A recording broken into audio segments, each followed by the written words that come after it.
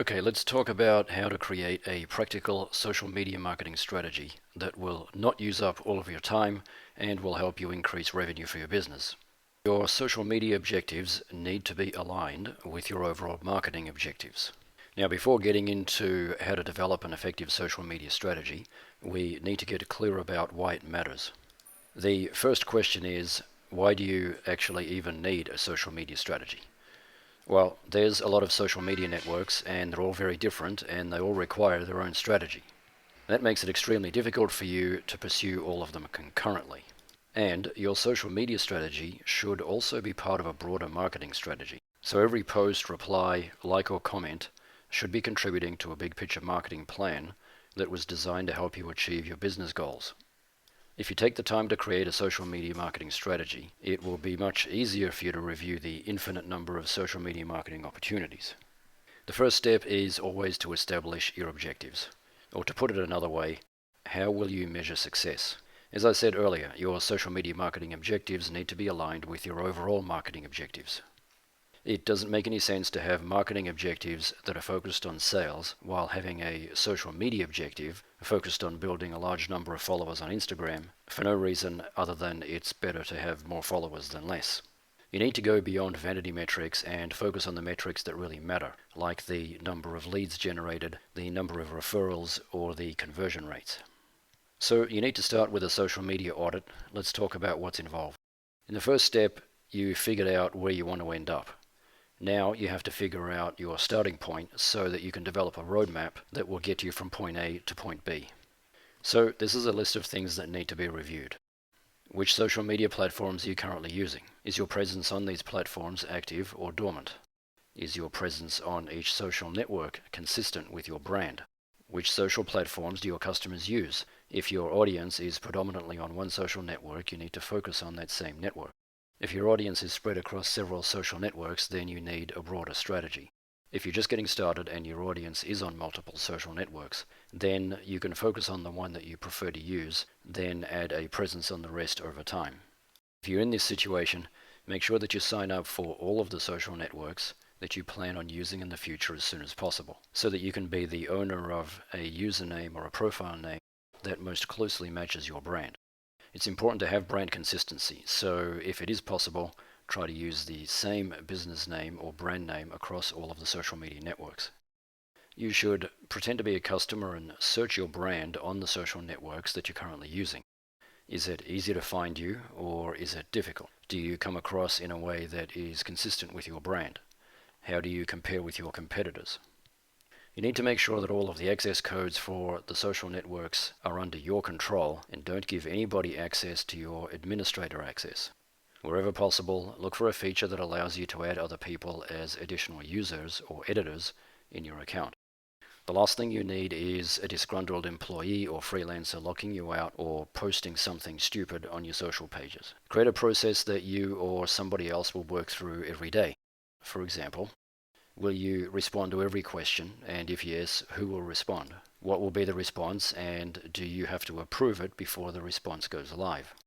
Will you answer customer support questions on social, or will you refer them to your website or a private communication? How frequently will you post your own original content? How frequently will you share other people's content? Who will decide which content to share from other people? Will you be posting the same content on all social networks, or will you be customizing the content for one or more social networks?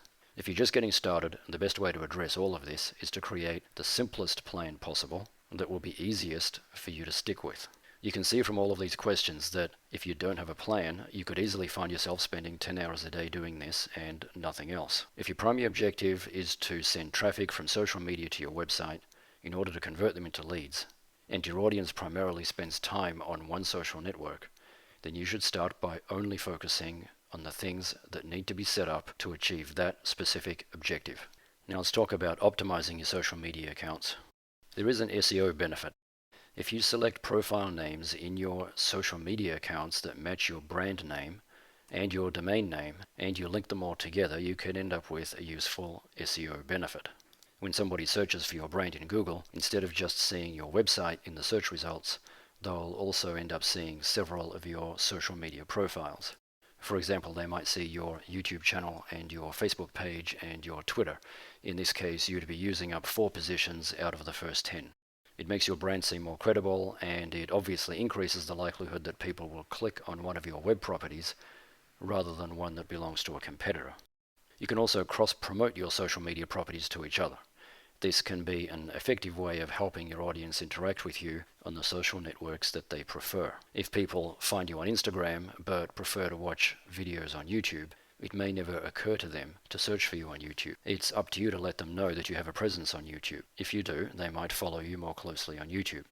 In the meantime, if you never mention your presence on YouTube, they might stop following you on Instagram because it's not their preferred social network, and then you'll never hear from them again.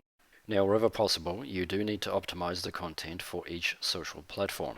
Some of them work very differently. It obviously takes a lot of work to adapt each piece of content for each social network, so it's perfectly okay to only optimize for one, as long as you're fully aware of the fact that it's not optimal for all.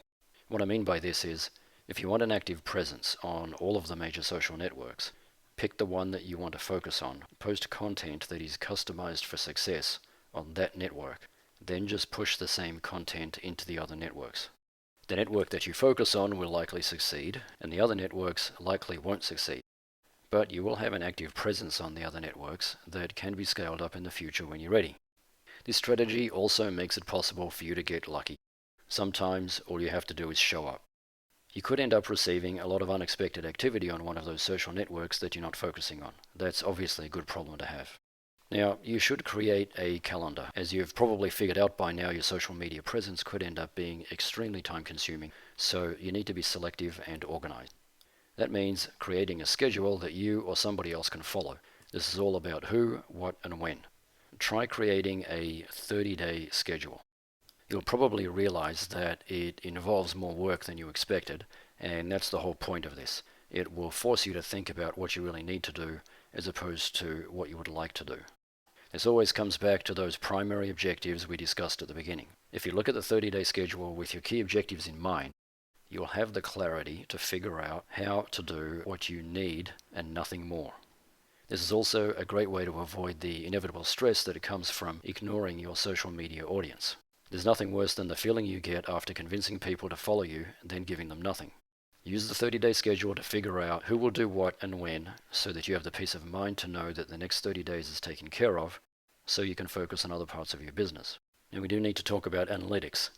All of the social media platforms offer some form of analytics or reporting.